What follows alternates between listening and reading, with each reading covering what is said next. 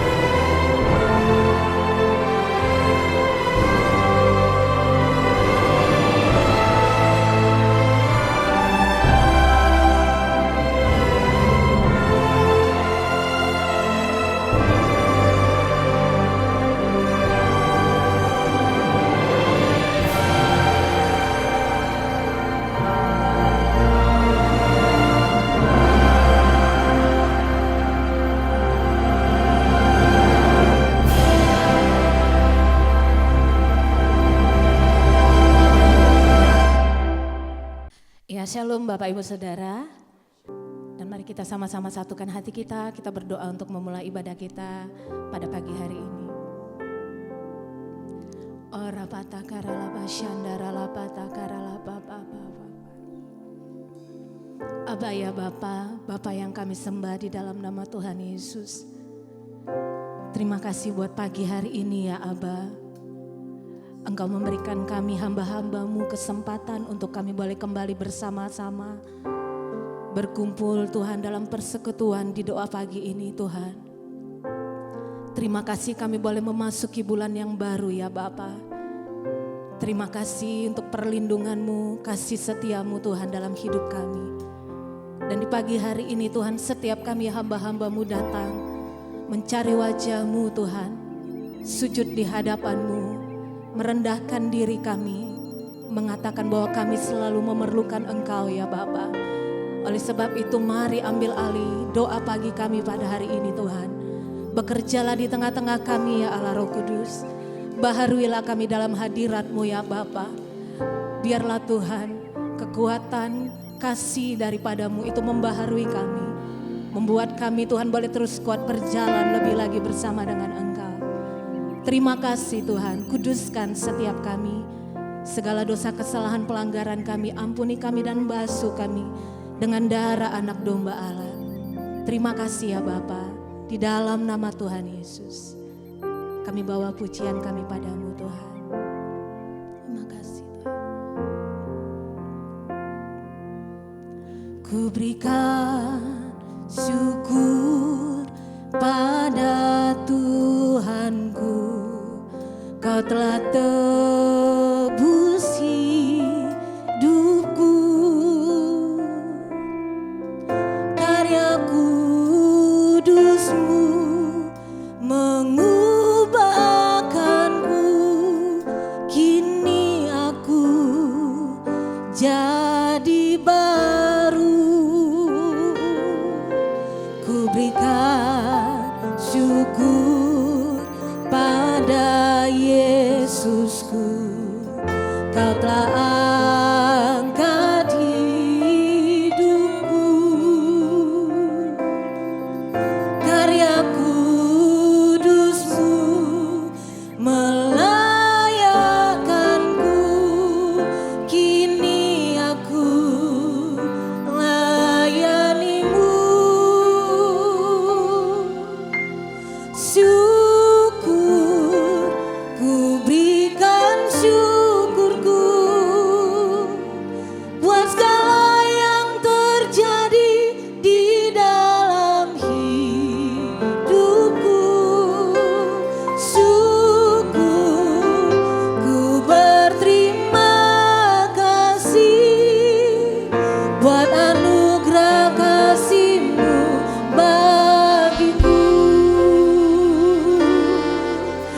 bersyukur untuk karya-Mu dalam hidup kami Tuhan. Ku berikan syukur pada Tuhanku, Kau telah tebus hidupku. Amin. Karya kudus-Mu mengubahkanku, kini aku jadi baru. Ku berikan syukur pada Yesusku, Kau telah angkat hidupku. Karya kudus-Mu melayakkanku, kini aku layani-Mu. Syukur, ku berikan syukurku buat segala yang terjadi di dalam hidupku. Syukur, ku berterima kasih buat anugerah kasih-Mu bagiku. Syukur, syukur, ku berikan syukurku buat segala yang terjadi di dalam hidupku.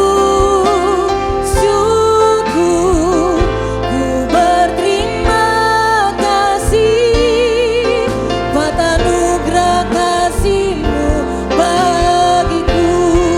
Syukur bagimu, syukur, ku berikan syukurku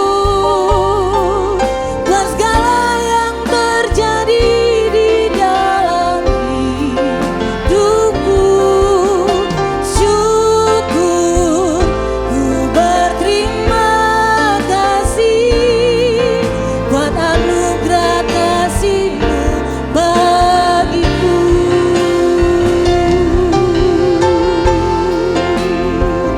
Kami bersyukur kepada-Mu ya Aba ya Bapa, oleh karena karya anak-Mu yang tunggal, setiap kami ya Tuhan beroleh kehidupan yang baru di dalam Engkau. Terima kasih oleh karena karya-Mu dan kasih-Mu ya Tuhan, Engkau mengangkat setiap kami hamba-hamba-Mu untuk dilayakkan melayani pekerjaan-Mu. Terima kasih ya Bapa, terima kasih ya Tuhan. Sungguh bukan karena perbuatan kami, semuanya adalah anugerah-Mu dan kasih karunia-Mu dalam hidup kami Tuhan. Semuanya adalah perbuatan tangan-Mu ya Bapa. Oleh sebab itu pagi hari ini kami hamba-hamba-Mu datang menaikkan syukur kepada-Mu ya Tuhan. Ini pujian kami, ini syukur kami bagi-Mu. Syukur, ku berikan syukurku buat segala yang terjadi di dalam hidupku.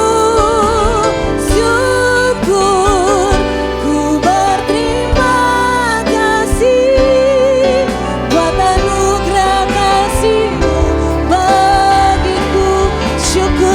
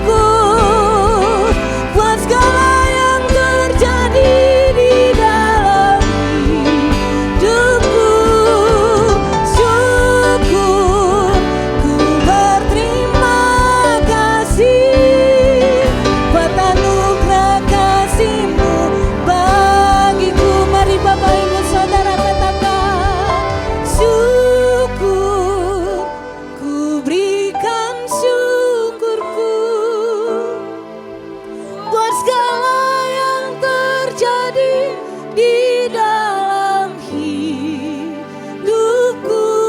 Syukur Engkau Allah yang memegang kehidupan kami hamba-hambamu.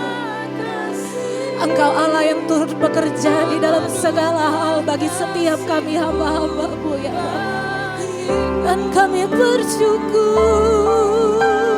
syukur, ku berikan syukurku buat segala yang terjadi di dalam hidupku. Syukur, ku berterima kasih buat anugerah kasih-Mu bagiku, buat anugerah-Mu, buat anugerah kasih-Mu bagiku, buat anugerah-Mu, buat anugerah kasih-Mu bagiku.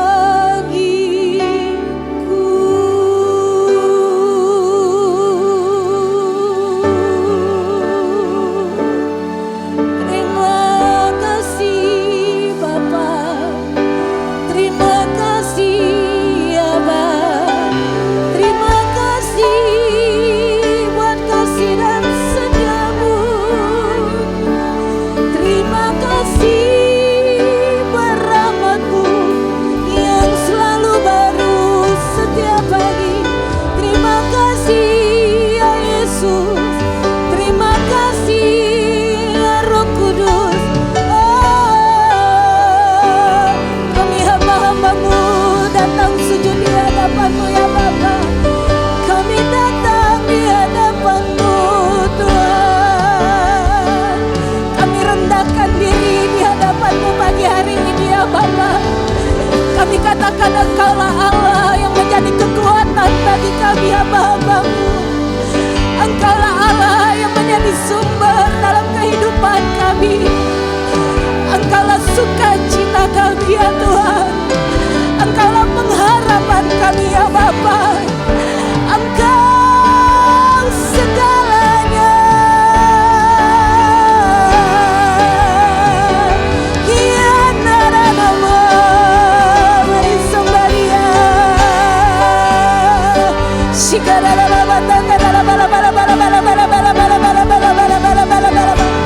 Pagi hari ini tidak ada yang lain yang dapat kami bawa selain daripada ucapan syukur kami kepadamu ya Bapa. Syukur kami kepadamu ya Tuhan. Syukur kami kepadamu ya Tuhan.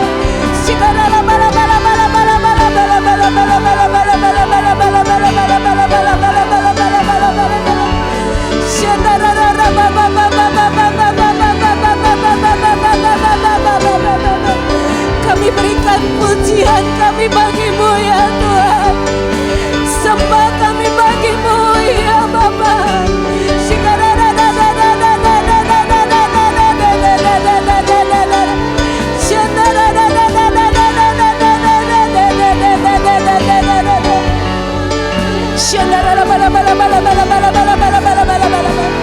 Baharuilah kami dalam hadirat-Mu. Baharuilah kami dalam hadirat-Mu ya Bapa.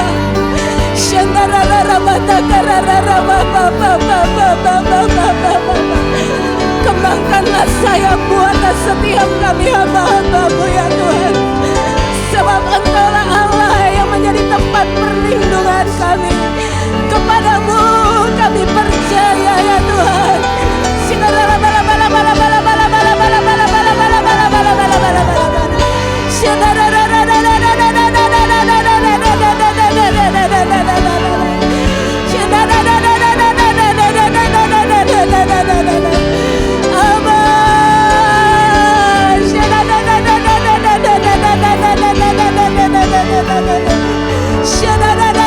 Abba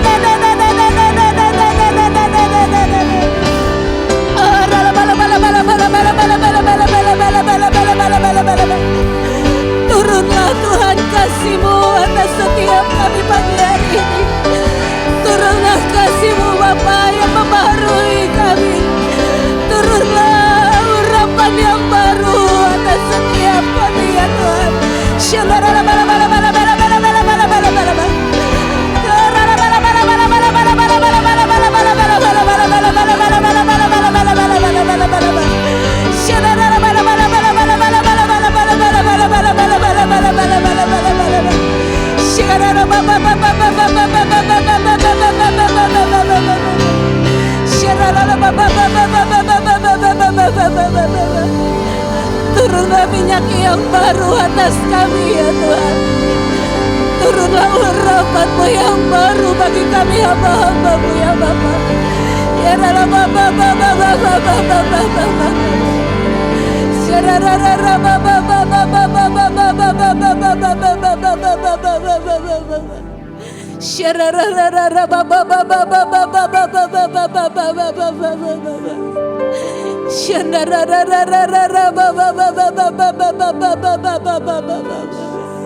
segala puji dan sembah kami hanya bagi-Mu ya Tuhan kami dan Allah kami. Segala puji dan sembah kami hanya bagi-Mu ya Tuhan.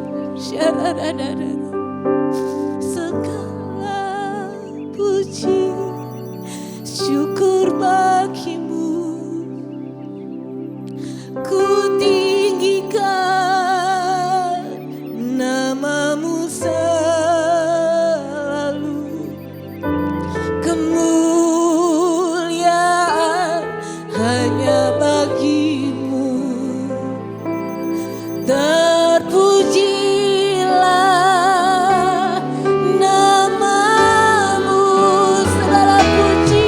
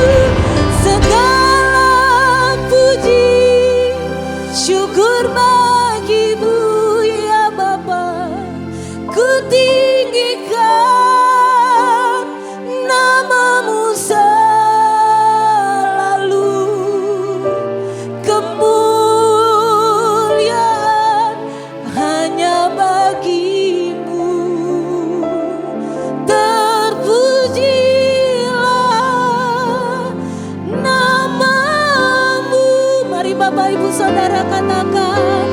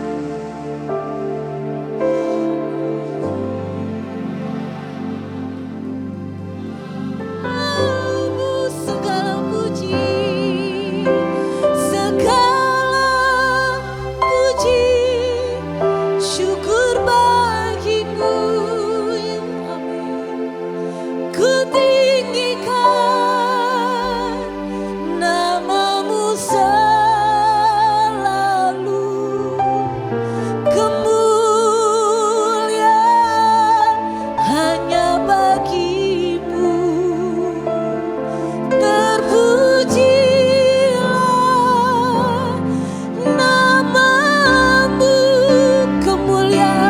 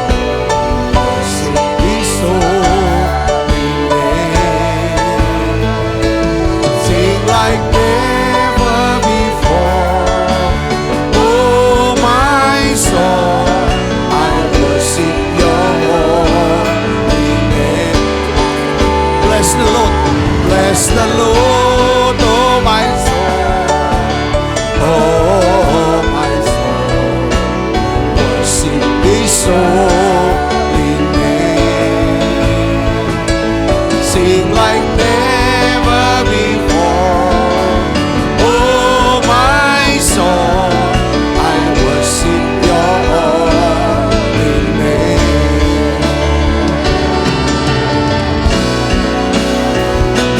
Bless the Lord, oh my soul, oh my soul, worship His holy name. Sing like never before. Oh my soul, I worship your holy name.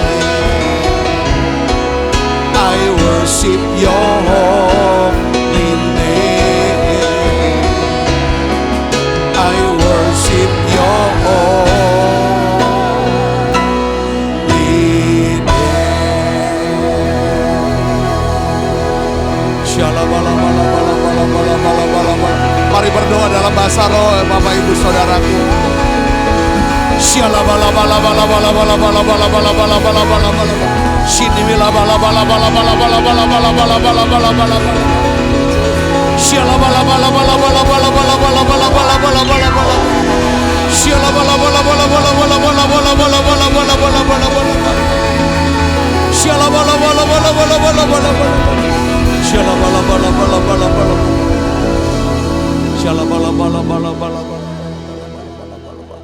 Memasuki bulan yang baru Tuhan, bulan Paskah, bulan daripada ya Tuhan kebangkitan, kuasa kebangkitan-Mu Tuhan, kuasa kasih-Mu kami ingat, kami peringati Tuhan. Kau mati disalib, dikuburkan, bangkit ya Tuhan pada hari yang ketiga. Terima kasih Tuhan, karena Kau bangkit ya Tuhan, iman kami tidak pernah sia-sia. Apapun yang kami buat ya Tuhan punya nilai kekekalan. Terima kasih Tuhan, terima kasih. Doa saudaraku, apalagi Tuhan sudah panggil kami untuk melayani-Mu ya Tuhan. Apa yang kami buat, apa yang kami kerjakan ya Tuhan, kami putuskan ya Tuhan, kami percaya kami akan peroleh buah kekekalan. Ada buah-buah kebenaran ya Tuhan. Tuhan kami persembahkan ya Tuhan hidup kami pagi ini. Kami serahkan ya Tuhan semua kehendak kami ya Bapa. Tuhan aku berdoa, turunkan berkat-Mu, turunkan urapan-Mu yang baru ya Tuhan.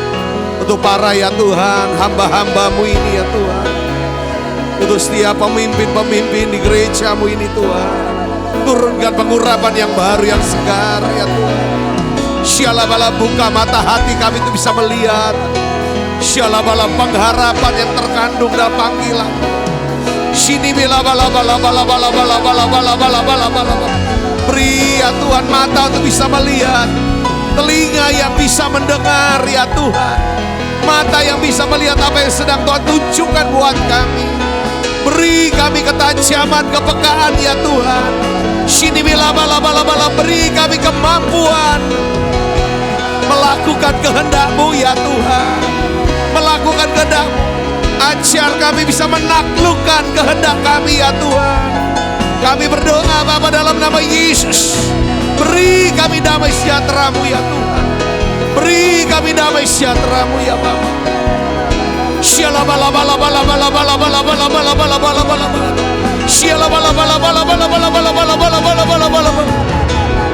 Biarlah urapan kasih-Mu ya Tuhan. Oh ya lama-lama memenuhi ya Tuhan hidup kami, pikiran kami, hati kami ya Tuhan. Syalaba, pulihkan ya Tuhan, pulihkan hati kami, beri hati yang baru. Sini bila bala bala bala bala bala bala bala bala bala bala bala. Syalaba bala bala bala bala. Berdoa minta hati nurani yang murni, hati nurani yang murni.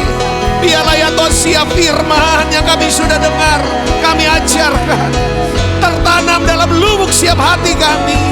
Sehingga kami punya hati nurani yang murni ya Tuhan. Sehingga memudahkan kami masuk hadirat-Mu ya Bapa. Memudahkan kami masuk, mudah masuk hadirat-Mu Yesus. Sehingga kami bisa punya intuisi, mengerti kehendak-Mu. hatimu, perasaanmu ya Tuhan.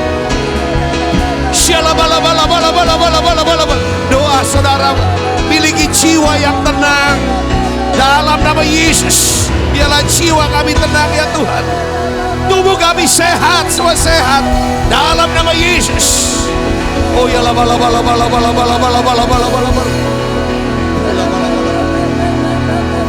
Oh ya bala. Tudungi kami ya Tuhan. Kami butuh tudung perlindungan-Mu, tudung otoritas-Mu ya Tuhan. Sini bila bala. Supaya kami bisa menyelesaikan amanat agung ini Tuhan. Terima kasih Tuhan, terima kasih. Pakai kami. Biarlah dalam pelayanan kami Tuhan tambahkan jumlah bilangan orang yang diselamatkan. Jumlah bilangan orang yang dapat dimuridkan ya Tuhan. Semua kursi-kursi ya Tuhan dalam tempat pelayanan kami Tuhan. Semuanya penuh dengan jiwa-jiwa ya Tuhan.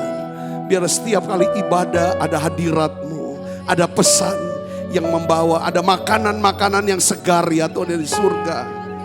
Yang menguatkan ya Tuhan, menumbuhkan, membuat dewasa setiap kami ya Tuhan. Terima kasih Tuhan, berikan kami terus hati yang haus lapar akan Tuhan. Jauhkan kesombongan ya Tuhan, kebodohan ya Tuhan. Jauhkan ya Tuhan ketegar tengkukan kami. Beri kami kerendahan hati-Mu ya Tuhan. Kesabaran-Mu, kelembutan-Mu ya Bapa buat setiap kami. Kami berdoa ya Tuhan, pakai kami untuk selamatkan banyak jiwa lagi ya Bapa. Terima kasih Tuhan, terima kasih. Menyongsong 7 tahun masa kelimpahan ini, kami tidak mau sia-siakan masa-masa ini Tuhan. Aku berdoa pakai kami semua Tuhan. Pakai kami Tuhan. Kami berdoa untuk setiap pelayanan kami. Rayon 15 ini Tuhan, untuk 49 cabang yang ada. Tuhan, Engkau pelihara ya Tuhan cabang-cabang ini. Tuhan lindungi, Tuhan pelihara ya Tuhan. Semua gembala diberikan hikmat-Mu ya Tuhan, yang jelas pewahyuan-Mu ya Tuhan. Terima kasih Tuhan, Kau berikan kami roh takut akan Tuhan. Kau bisa ya Tuhan, menghormati Tuhan. Berikan kami untuk cinta sama Tuhan. Makasih Tuhan, bicara buat kami semua Tuhan. Kau bisa mengerti akan kehendak-Mu. Terima kasih banyak Bapa. Dalam nama Yesus, semoga kita yang siap menerima firman, hati gembira, sama-sama katakan amin. Tangan yang meriah saudara. Silakan kembali Ibu Bapak. Ya. Shalom saudara. Puji Tuhan kita masuki daripada bulan Paskah. Nah hari ini saya tuh ditaruh Tuhan untuk bahas lagi tentang empat jenis kuda yang ada di kitab Wahyu. Saudaraku, ya maknanya tuh apa sih buat kita? Tapi saya ingin ajak saudara untuk sebelum kita bahas, kita lihat saudaraku. Saya ingin ajak saudara untuk ngerti tentang satu hal ini. Jadi harus ada dasarnya, anchornya. Saudara, ya 1 Yohanes 2 ayat 15 sampai 17 kita akan baca. Ini satu pesan yang kuat buat kita bisa terus ingat, kita pelajari. Yuk kita akan baca sama-sama ya. 1 Yohanes 2 ayat 15 sampai 17. 1, 2, 3. Janganlah kamu mengasihi dunia dan apa yang ada di dalamnya. Jikalau orang mengasihi dunia, maka kasih akan Bapa tidak ada di dalam orang itu. Sebab semua yang ada dalam dunia ini, yaitu keinginan daging, keinginan mata, serta keangkuhan hidup, bukanlah berasal dari Bapa, melainkan dari dunia. Perhatikan itu ya. Ayat 17, saudaraku, saya berdoa kita enggak akan terbuang. Katakan amin. Karena dunia, kalau kita cintai dunia, hidup secara duniawi, kita kan semua yang kita kerjakan itu sepertinya untuk Tuhan, tapi kitanya enggak dapat. Kitanya habis hilang. Ya saudaraku. Dan dunia ini sedang lenyap dengan segala keinginannya. Tetapi orang yang melakukan kehendak Allah tetap hidup selama-lamanya. Katakan amin. Siapa yang mau tetap hidup selama-lamanya? Lakukan kehendak Allah. Katakan amin. Lakukan kehendak Allah. Ini poinnya di sini. Bukan mau kehendak kita. Kehendak Allah kita bisa tahu dari mana? Dari firman, perkataannya. Saudara bisa tahu saya mau apa. Saudaraku, ya kan? Kalau saudara bisa dengar perkataan saya. Kita bisa tahu apa kehendak Tuhan, maunya Tuhan itu apa dari firman-Nya. Saudara lihat sini, ini kehendak Tuhan gak mungkin gagal. Saya bicara gak? Katakan, rencana Tuhan maksudnya tidak pernah gagal. Tapi kalau kita lakukan kehendaknya, ada dalam kehendaknya, saudara saya ada dalam perlindungannya. Jadi nggak usah tahu, makanya gini, Ya kan, Allah turut bekerja dalam segala sesuatu untuk mendatangkan apa? Kebaikan bagi orang-orang yang apa? Yang mengasihi dia dan hidup sesuai dengan apa? Rencana dia atau kehendaknya dia. Nah, saya ingin ajak saudara melihat ya. Ini udah mulai kayaknya hawanya udah mulai ada. Kalau kita baca di Wahyu pasal 6. Saudara, tentang 4 kuda ini. Tapi nanti bahwa penyingkapan nyatanya itu nanti, saudaraku. Ya kan? Tapi kita bisa melihat ini tuh sebenarnya tulisan Wahyu ini ya saudara, spiritnya tuh jalan. Saudara, ya kita akan baca yuk sama-sama Wahyu 6 ayat 1 sampai 8 supaya saudara kita ini kita tahu arahnya kemana. Ya, kita akan baca ayat, kan ada kita ada 7 meterai yang dibuka kan saudaraku yang, tapi kita akan bahas 4 aja. Saudara, yang nanti yang 3 berikutnya belakangan nanti kita akan bahas. Yuk kita akan baca sama-sama 1, 2, 3. Maka aku melihat anak domba itu membuka yang pertama dari 7 meterai. Siapa yang buka saudara? Anak domba. Saya seperti yang buka itu, jadi artinya dia buka, dia izinkan. Memang udah waktunya harus terjadi ini. Saudaraku, untuk bisa menggenapi rencana Allah, kehendak Allah. Ya, yang pertama adalah aku mendengar.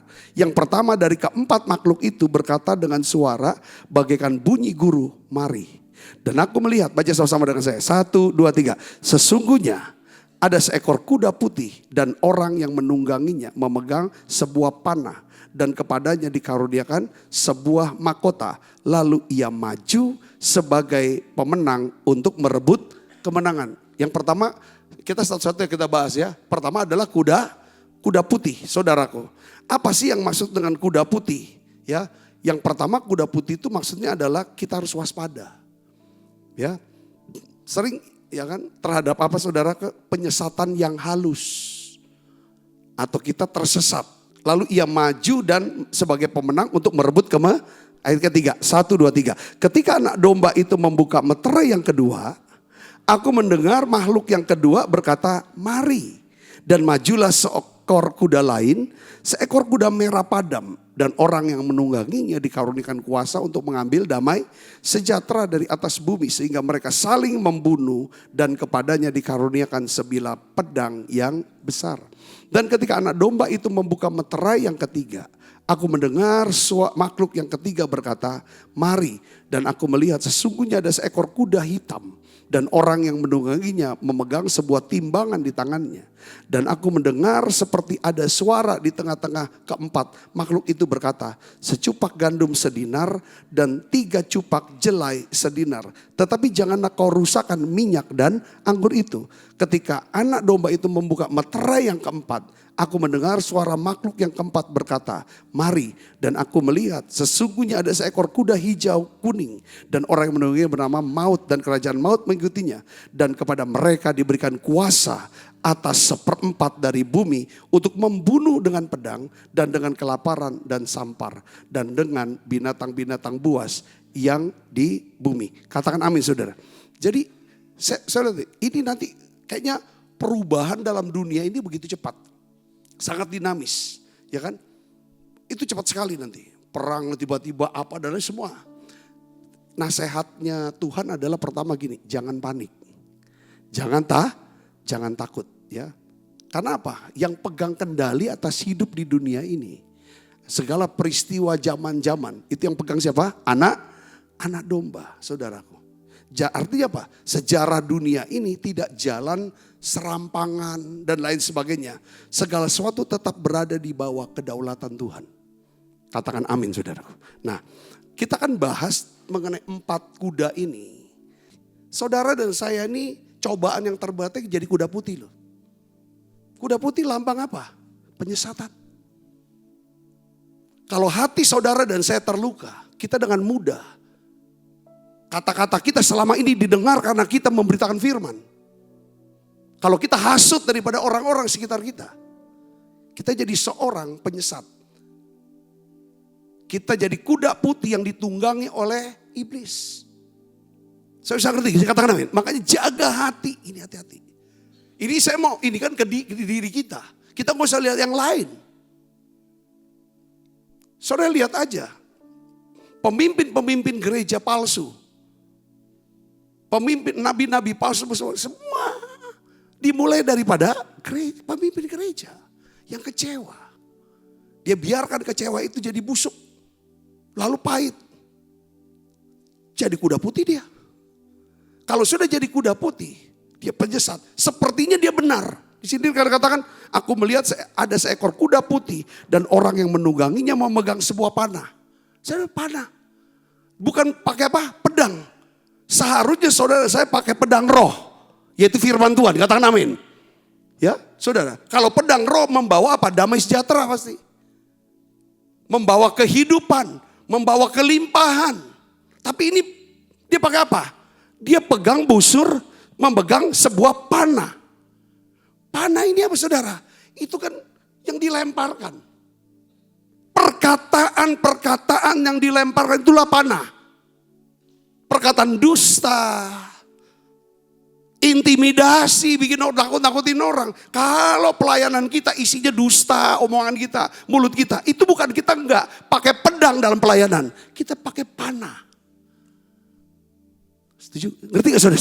Ini hati-hati, saya mau beritahu. Kita disuruh pakai pedang roh, bukan pakai panah. Panah bicara tentang dusta, perkataan dusta, putar balik. Ya, intimidasi, nakut-nakutin orang. Ngancem-ngancem lewat firman.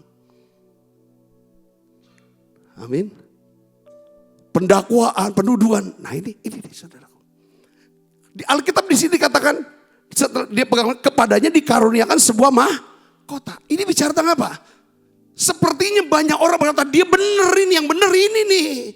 Memang karena dia sakit hati kan, dia pasti lawan sama yang benar. Betul gak saudara?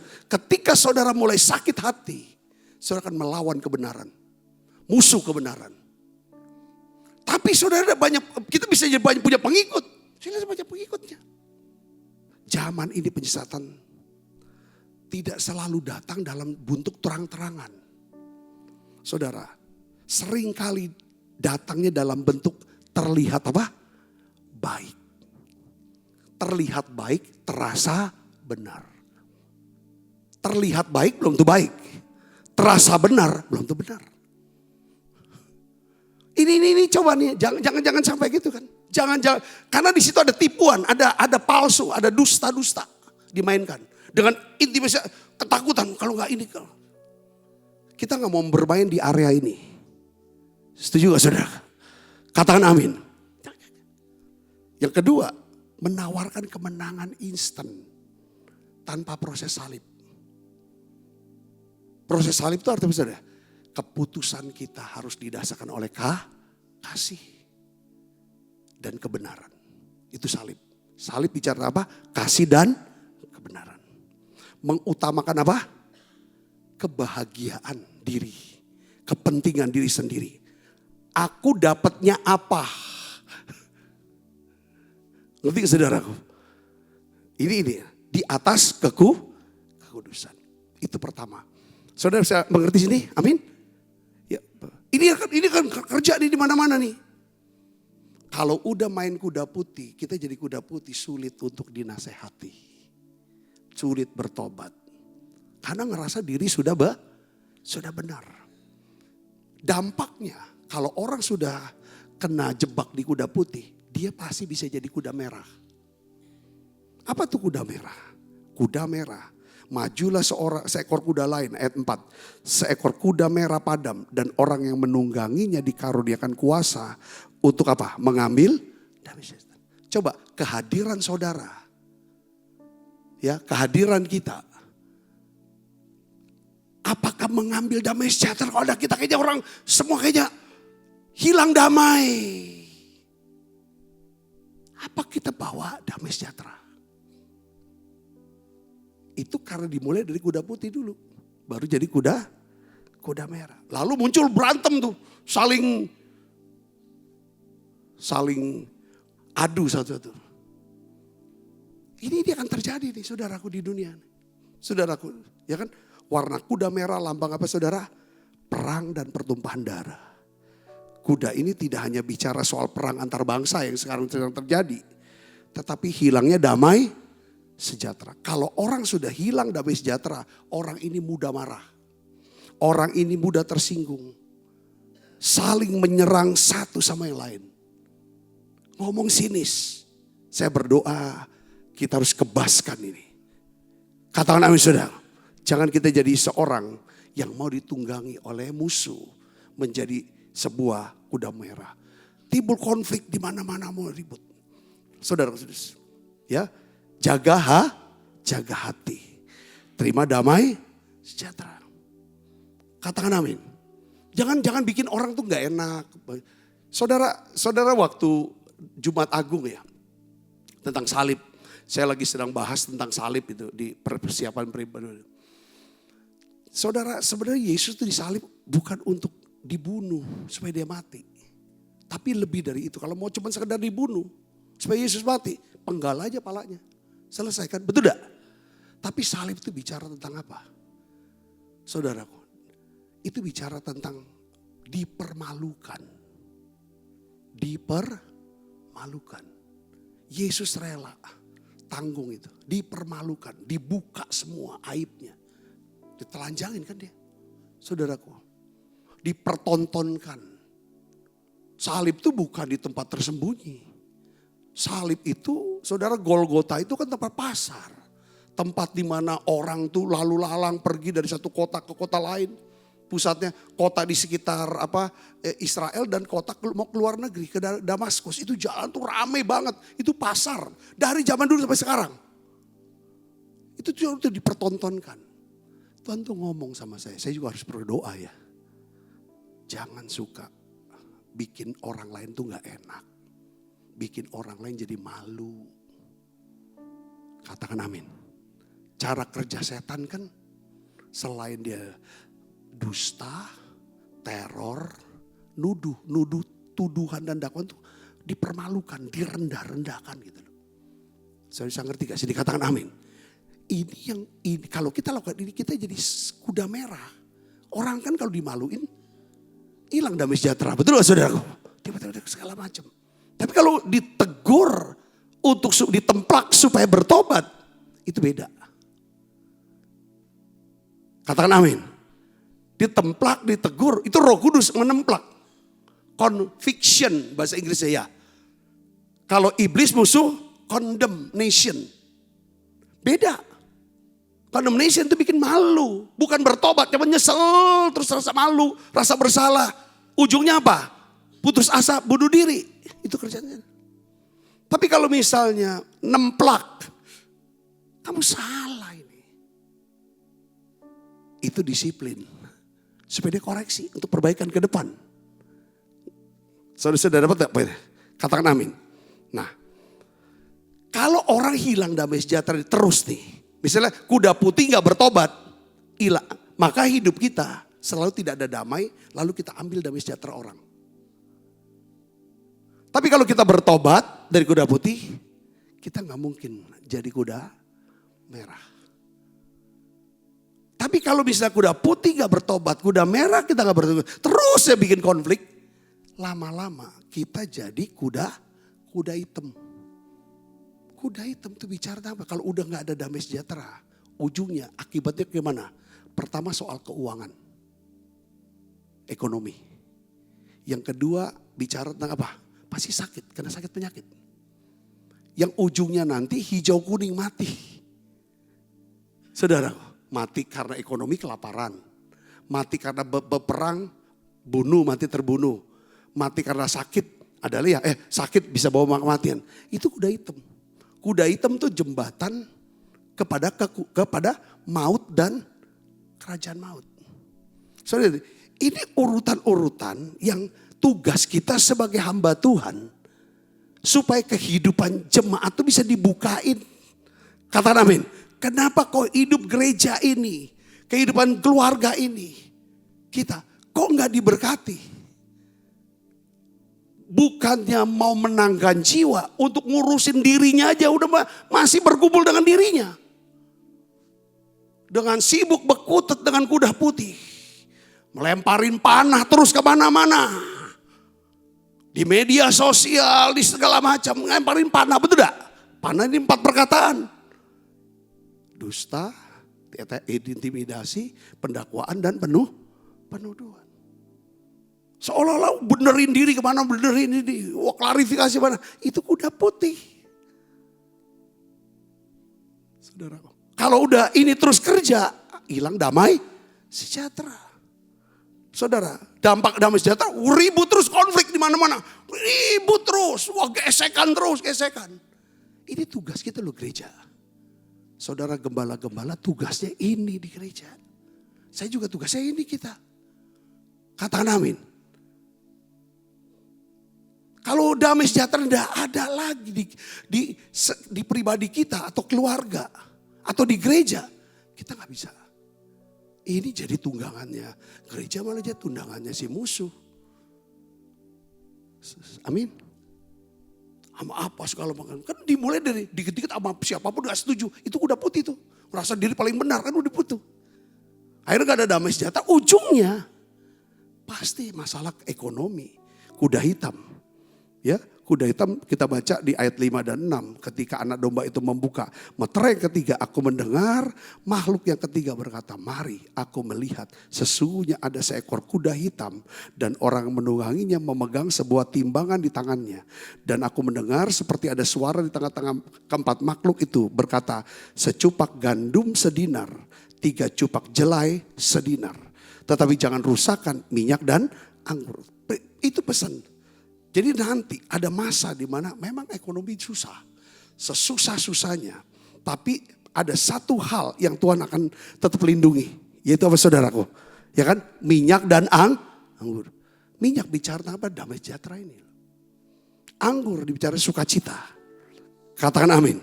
Jadi cari. Ya, minyak bicara urapan Roh Kudus. Sukacita keselamatan tuh anggur. Ya, hari ini. Yang keempat saudaraku. Yang keempat adalah kuda hijau kuning. Ya, mengalahkan maut dengan saya tulis mengalahkan maut dengan pengharapan. Mewakili maut atau kematian dan penyakit sampar. Saudara perhatikan di ayat yang ke-8. Yuk kita baca sama-sama yuk. Ini ada satu hal yang luar biasa. Tadi si penunggang putih pakai apa? Pakai panah. Harusnya pakai pedang kan? Pedang roh. Tapi ini penunggang kuda hijau kuning yang membunuh. Saudara, kuasa maut dia pakai apa? Pakai pedang. Coba lihat sini, kita baca. 1, 2, 3. Aku melihat sesungguhnya ada seekor kuda hijau kuning dan orang menungganginya bernama maut dan kerajaan maut mengikutinya. Dan ketika mereka diberi kuasa atas 1/4 dari bumi untuk membunuh dengan apa? Dengan pedang. Nah, bunuhnya dengan pedang. Jadi Pak, pedang ini tetap, pedang itu bicara tentang firman. Saudara tahu, Yesus dibunuh dengan apa? Dengan pedang firman. Lewat perkataan siapa? Imam besar Kayafas. Lebih baik satu orang mati. Ya kan? Supaya bangsa ini bisa diselamatkan. Lebih baik dia nanti mati. Ya kan, mati. Karena orang ini bawa sial. Tapi kata-kata Imam Kayafas mengandung makna lewat kematian Yesus bukan satu bangsa, seluruh dunia diselamatkan. Dia ngomongnya dengan niatan yang salah. Pakai apa? Pakai firman dia. Akan ada banyak orang pakai firman itu. Bunuh. Saudara, kekejaman yang paling kejam. Peperangan yang paling kejam itu perang agama sebenarnya. Betul gak? Baru perang saudara. Biasa itu gabung tuh. Agama sama saudara paling kejam. Itu pedang. 1 hari.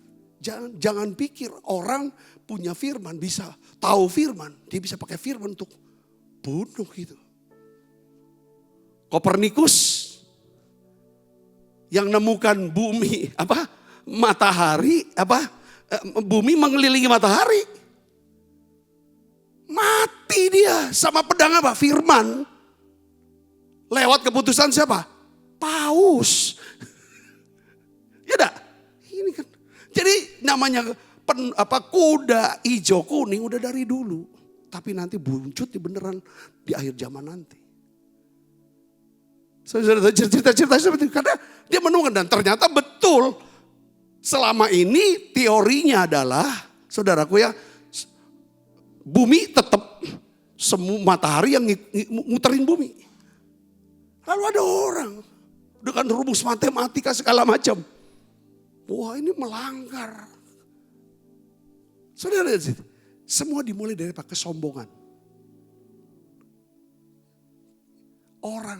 Saudara orang Kristen bisa jadi kuda putih, kuda merah, kuda hitam, kuda hijau. Itu dimulai daripada sombong. Dari sombong. Orang sombong itu orang yang mudah. Waduh, saya ngerti. Nah, hari ini saya ingin ajak saudara Yesus, ya. Hari ini masih belum lama Paskah kita. Paskah kita ingat tentang Getsemani. Di Getsemani, doa yang kita kenal, yang kita sudah dengar lama. Yaitu apa? Tentang apa? Doa apa? Ya Aba, ya Bapa, ya kan? Dalam kata yang terakhir apa? Kalau bisa, cawan ini lalu daripadaku. Tapi bukan kehendakku, tapi kehendakmu yang jadi. Bayangkan, Allah yang rela jadi manusia. Lalu dia kosongkan dirinya. Saudara, kosongkan dirinya artinya udah bukan kehendakku lagi. Tapi kehendakmu yang jadi. Di Taman Getsemani. Jadi kalau kita mau hidup, saudaraku, kekal. Perjuangan kita adalah takluk sama kehendak Allah. Kalau Allah rela jadi manusia, ya kan, untuk melakukan kehendak Bapa. Itu penebusan, karena di Taman Eden manusia ingin menjadi seperti Allah. Lalu dia berkata, bukan kehendakmu, kehendak aku yang harus jadi. Adam akhirnya terbuang. Nah, hari ini saudara, sebenarnya konflik. Kenapa kita mau lemparkan panah kepada saudara-saudara kita. Lalu tidak ada damai sejahtera. Saudara Yesus, ya kan? Lalu terjadinya konflik di mana-mana. Ya saudara, kematian demi kematian. Kematian pelayanan, kematian rohani dan sebagainya. Semua itu dimulai kenapa saudara? Kesombongan dalam bentuk apa? Bukan kehendakmu, tapi kehendakku yang jadi. Ini pergumulan kita, betul tidak saudara? Katakan amin. Di rumah kita berkata bahwa kepada istri kita, kau harus turut aku. Istri berkata, kau diam, jangan banyak ngomong, aku yang berkuasa. Saudara bisa dapat ini poinnya, katakan amin. Nah ini makanya ayat, saya tutup dengan satu ayat ini lagi, coba yuk. 1 Yohanes 2 ayat 15 sampai 17 yang tadi kita baca. Janganlah kamu mengasihi dunia dan apa yang ada di dalamnya. Jikalau orang mengasihi dunia, kasih akan Bapa tidak ada di dalam orang itu. Sebab semua yang ada dalam dunia, yaitu keinginan daging, keinginan mata, keangkuhan hidup, bukanlah berasal dari Bapa, melainkan dari dunia. Dan dunia ini sedang lenyap dengan segala keinginannya. Tetapi orang yang melakukan kehendak Allah tetap hidup selama-lamanya. Kita mau melakukan kehendak Allah. Saudara mau melakukan kehendak Allah, katakan amin. Ya, lakukan kehendak Allah. Taati firman. Lakukan firman. Bukan kita mau jadi bukan sempurna, tapi kita mau lakukan firman. Saya selalu berkata, ayo lembutkan hati. Saya percaya ini masa, saudara, ini masa buat kita gereja. Ya kan, ini masa, kalau menurut saya sih masa keemasan. Dan saya ngobrol gitu sama Pak Michael. Dia bilang, Pak, 7 tahun ke depan buat gereja ini, itu masa kelimpahan, Pak. Kasih tahu, oh ya, dalam hati saya, hari ini kita kumpul. Ini masa kelimpahan. Kelimpahannya jangan berpikir untuk, wah kelimpahan, wah kami akan kaya mendadak. Itu pikiran dunia. Ngerti saudaraku? Ini kelimpahan. Yang saya percaya kelimpahan dalam bentuk apa saudaraku? Hikmat. Dia buktikan saudaraku. Dengan keputusan-keputusan yang Tuhan beri kepada kita beberapa hari belakangan ini. Saudara, saya melihat kekuatan hikmat itu jauh lebih dahsyat. Saya mau berkata bahwa hikmatmu tidak terselami, itu iya dan amin. Kelimpahan ini, kelimpahan hikmat, pengetahuan, kelimpahan daripada sudah damai sejahtera. Yang berdampak kalau udah kelimpahan hikmat, ya pastilah. Tanya saja sama Salomo, dia kelimpahan hikmat. Tuhan bilang, oh kamu cuma mintanya hikmat toh. Tidak minta kekayaan, aku kasih. Kekuasaan, aku kasih. Kamu mintanya hikmat toh. Gak minta nyawa daripada musuhmu, aku kasih. Yang kau gak minta. Itu kelimpahan. Supaya di masa kelimpahan ini, ada hikmat dari siapa? Itu Yusuf. Hikmat Yusuf itu apa saudara? Bisa mengelola. Nah, ibadah ketiga Pak Michael tuh bahas tentang pengelola. Tiba-tiba tuh turun di urapan di Bu Andi tuh omong terus, kayaknya dia turun di urapan. Kamu dapat gak? Ya aku udah, tapi saya gak boleh. Kamu urapin ya, kamu urapin. Dia kan pasangannya. Saya gak jawab. Sampai khotbahnya selesai dulu. Pengelola. Saudara akan dipercaya untuk kelola sesuatu yang saudara, ini bukan aku ini sebenarnya. Ini pasti Tuhan. Kalau saya bisa dapatkan, kelola, lakukan hal-hal yang seperti ini. Katakan amin. Itu Tuhan akan buat. Itu dari hikmat. Dan saudara ingat ya, Yusuf dikenal sebagai orang yang berkuasa, powerful, bukan pada masa kelimpahan. Betul gak? Saudaranya datang pada masa kelimpahan atau masa kelaparan? Masa kelaparan. Kalau kita bisa punya hikmat, ngatasi 4 kuda ini, Tuhan bilang, 4 kuda ini, tiap hari peperangan kita 4 kuda ini saudaraku. Tuhan bilang, di masa-masa kelaparan, orang-orang mengalami kesusahan, kita bisa jadi terang, jadi bintangnya. Saya bisa katakan amin. Bukan berarti harus nunggu 7 tahun ke depan, bukan. Di dalam hari-hari ke depan, Tuhan pakai saudara nanti. Jadi apa? Untuk menerangi. Jadi terang tanda, ini loh jalannya, ini loh hikmatnya, ini loh nasihatnya. Kalau jadi garam, dia kerja secara nyata. Aku bisa rasakan kebaikan kamu. Itu garam. Tapi jadi terang, nasihatmu tuh benar loh. Kata-katamu tuh benar loh. Keputusanmu tuh iya. Jadi gak bisa jadi garam saja, tapi Tuhan juga mau pakai jadi terang. Terang tuh nasihat, nerangi. Jadi orang yang bingung, yang gelap, yang bingung, gak tahu apa-apa. Kita omong. Katakan amin. Karena saudara, saya punya apa? Kelimpahan hikmat ini. Saya dapat tuh.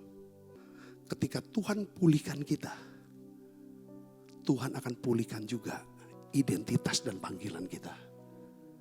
Itu apa? Jubah, dia akan kasih jubah. Ketika kita gak ngerti, itu seperti tulang-tulang kering. Tulang kering yang berserakan yang dilihat oleh Nabi Yeskel. Si tangan dia gak tahu itu dia tangan. Mata dia gak tahu itu dia mata, dia kepala. Kaki dia gak tahu. Kenapa? Karena dia gak ngerti identitasnya lagi. Tapi ketika Tuhan pulihkan, tulang-tulang kering menjadi pasukan, dia tahu. Tangan tahu dia berfungsi sebagai tangan. Kaki berfungsi sebagai kaki. Katakan namanya saudara, ini yang Tuhan mau buat. Intinya Tuhan mau kita serius.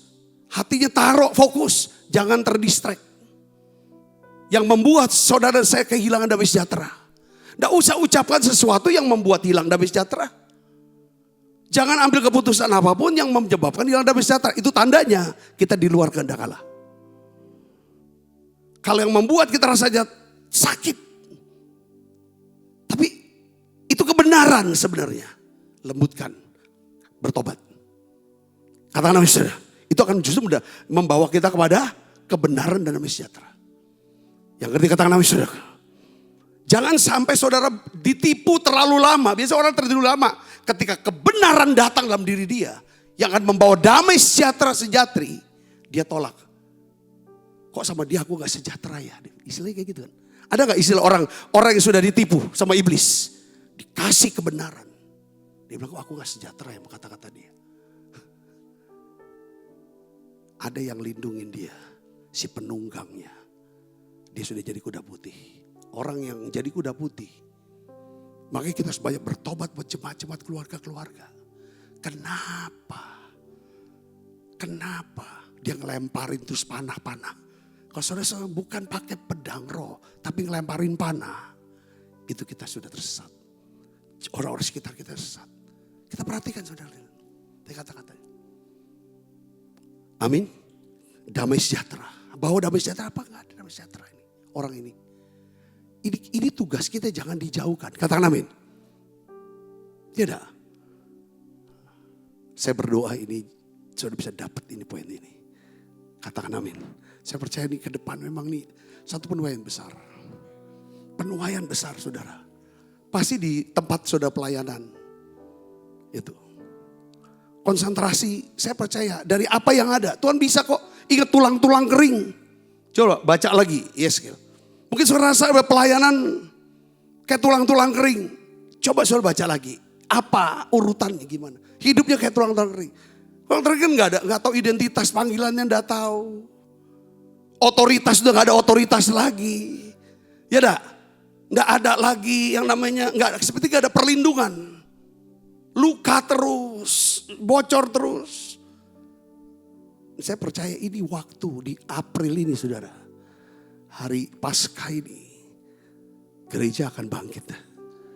Kekristenan, bahaya daripada kekristenan, bahaya dari gereja, bahaya daripada setiap kita. Itu bukan penganiayaan, bukan difitnah, bukan sakit, bukan gak punya uang. Tapi apa? Kebas. Tahu kebas enggak? Hah? Kebas itu mati rasa. Mati rasa secara rohani. Itu yang bahaya. Ketika kita mulai kebas atau mati rasa secara rohani. Tidak lagi bisa, ketika roh bicara. Kita udah gak dapetin itu. Baik saudaraku. Kita udah gak bisa lagi masuk hadirat enggak nangis. Gak rasa tersentuh dengan jamahan. Itu yang bahaya dia bilang. Terus saudara, tulisan itu dia pakai ilmiah. Dia kasih bukti ilustrasi. Secara psikologis. Menurut satu psikolog, saudara. Ya saya orang Hispanik nih. Dia bilang tahun 30 sampai 40-an. Dia buat satu riset, saudaraku. Itu kan saat-saat dimana terjadinya peperangan dunia pertama kalau gak salah. Itu saudaraku. Banyak sekali saudara, orang tua itu pada mati. Yang laki mati, ibu mati segala macam. Tinggal bayi-bayi. Bayi-bayi banyak sekali, bayi-bayi. Jadi panti asuhan itu penuh dengan bayi-bayi. Tetapi suster-suster yang rawat itu sangat sedikit.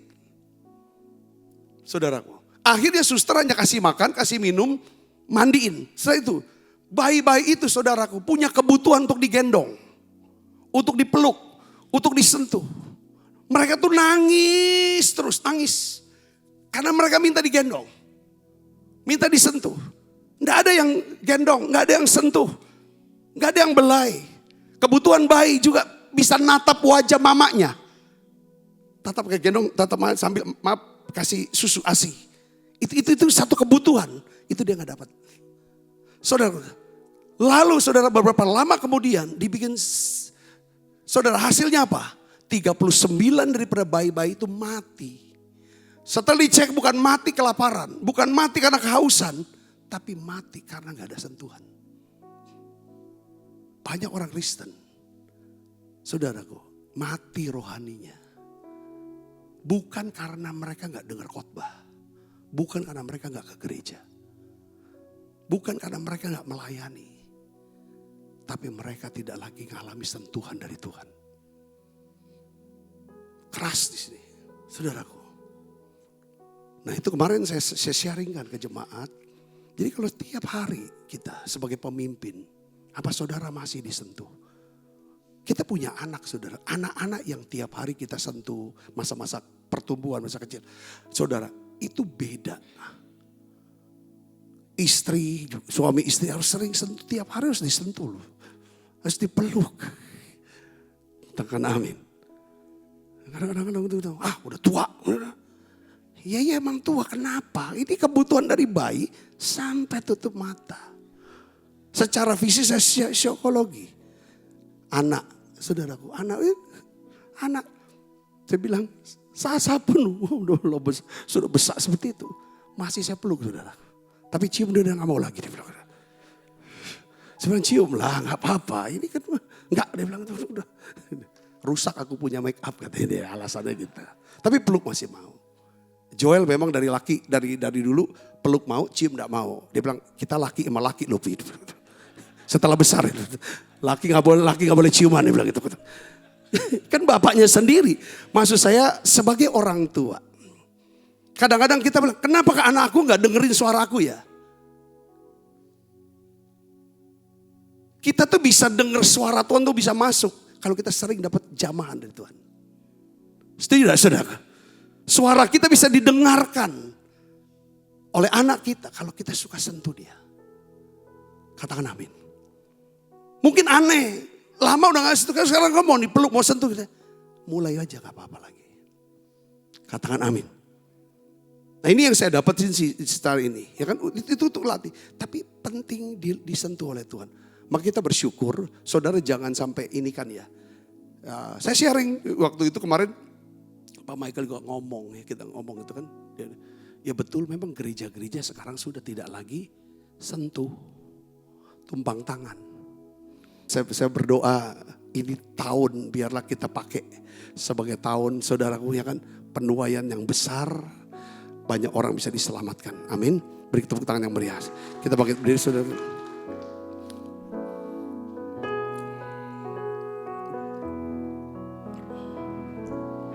Bapa, sentuh hatiku, ubah hidupku menjadi yang baru, bagai emas yang murni. Kau membentuk bejana hatiku. Bapa, ajarku mengerti sebuah kasih yang selalu memberi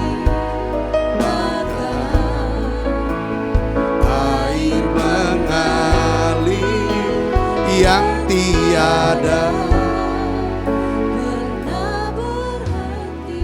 Mari saudara berdoa. Tuhan, kami mohon Tuhan, lewat firman-Mu hari ini Engkau sudah bukakan sesuatu yang selama ini tertutup. Engkau ungkapkan kebenaran-Mu ya Tuhan, akan peristiwa-peristiwa besar yang akan terjadi. Akan datang satu penunggang daripada kuda putih, diikuti kuda merah, kuda hitam dan kuda pucat.